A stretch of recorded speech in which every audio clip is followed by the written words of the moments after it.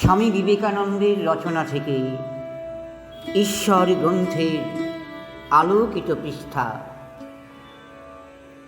আমি স্বীকার করি অতীতের সকল ধর্মকে, উপাসনা করি সকলের সঙ্গে। ঈশ্বর যে নামেই আসুন, তিনি আমারই ঈশ্বর। আমি যাব মুসলমানের মসজিদে, প্রবেশ করব খ্রিস্টানের গির্জায়, নত জানু হব পবিত্র ক্রুশের সামনে, বৌদ্ধ মন্দিরে শরণ নেব প্রভু বুদ্ধের এবং তাঁর অষ্টাঙ্গিক মার্গে।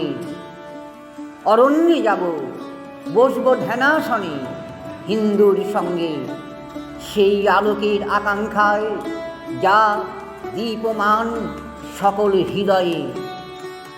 শেষ নয় সেখানে, আমি মুক্ত রাখব হৃদয় দুয়ার ভাবি কালের প্রবেশের জন্য।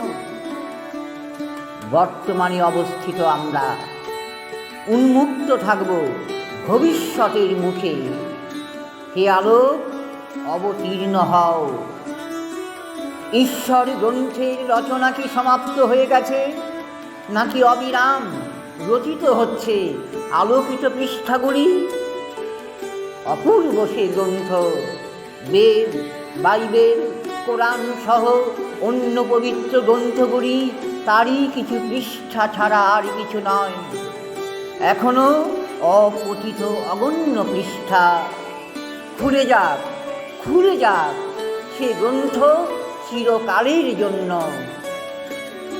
অতীতের সকল আচার্যকে নমস্কার, বর্তমানের মহিয়ানদের নমস্কার, ভবিষ্যতের পরিত্রাতাদের নমস্কার, নমস্কার।